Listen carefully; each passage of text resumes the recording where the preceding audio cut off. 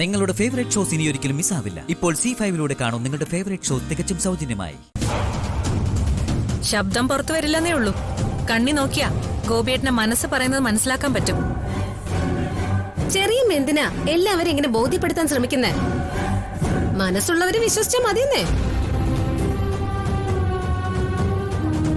അച്ഛാ, ഈ വീട്ടിലെ മരുമോളായിട്ട് വരുന്നതേ പാർവതി ആയിരിക്കുമെന്ന് ഗായത്രി അമ്മയ്ക്ക് പണ്ടേ മനസ്സിലായിട്ടുണ്ടാവും. ഈ ഡ്രസ് കണ്ടില്ലേ, അളവെടുത്ത് തയ്പ്പിച്ചതുപോലെയുണ്ട്.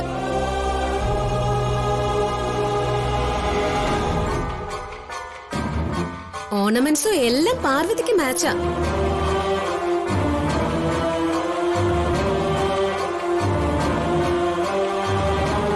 ഓർണമെന്റ്സ് മുഴുവനൊന്നും ഇട്ടിട്ടില്ല. ഇടാനേ പാർവതി ഒട്ടും സമ്മതിച്ചില്ല. ഇവൾക്ക് എന്തോ ഒരു ചമ്മല് പോലെ.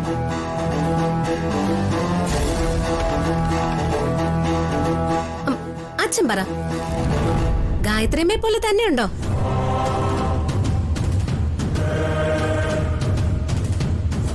വിശാൽ ബ്രോ പറ, ഗായത്രിയമ്മയെ പോലെ ഉണ്ടോ?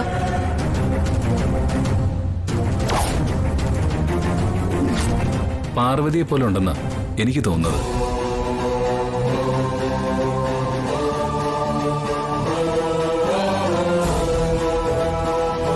സാക്ഷാൽ പാർവതി ദേവിയെ പോലെ.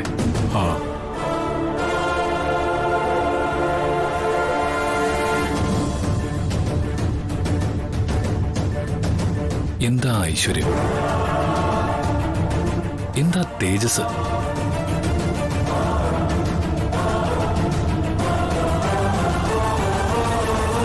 ചെറിയമ്മേ, പാർവതിക്ക് കണ്ടുകിട്ടാൻ സാധ്യതയുണ്ട്. അതൊന്നും സാരമില്ല. ഞാനേ ഉപ്പും മുളകൊഴിഞ്ഞ് അടുപ്പിലിട്ടോളാം. സൗന്ദര്യമുള്ള പെൺകുട്ടികളെ നിങ്ങൾ കണ്ടിട്ടില്ല, അതുകൊണ്ട് തോന്നതാ. സൗന്ദര്യത്തെക്കുറിച്ച് അറിയാവുന്നവർക്ക് മുന്നിൽ കൊണ്ടു ചെന്ന് നിർത്തിക്കൊടുക്ക്. അതിൽ 4 മാർക്ക് കിട്ടിയാലായി.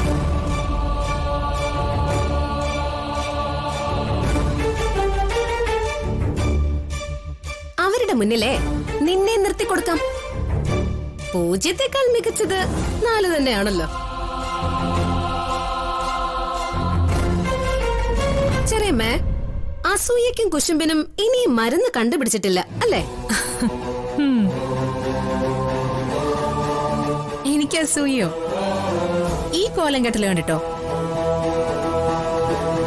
സുശീലാന്റി, എന്റെ വീട്ടിലും ജോലിക്കാരികളുണ്ട്.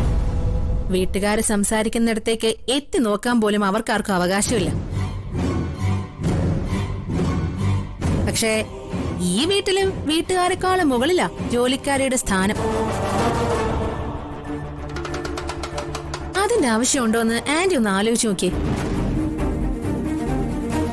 വയ്യാതെ കിടക്കുന്ന ഒരാൾ ഒരു ആഗ്രഹം പറഞ്ഞപ്പോ ഗാർഗി രാധിക്ക് അത് സാധിച്ചു കൊടുത്തു.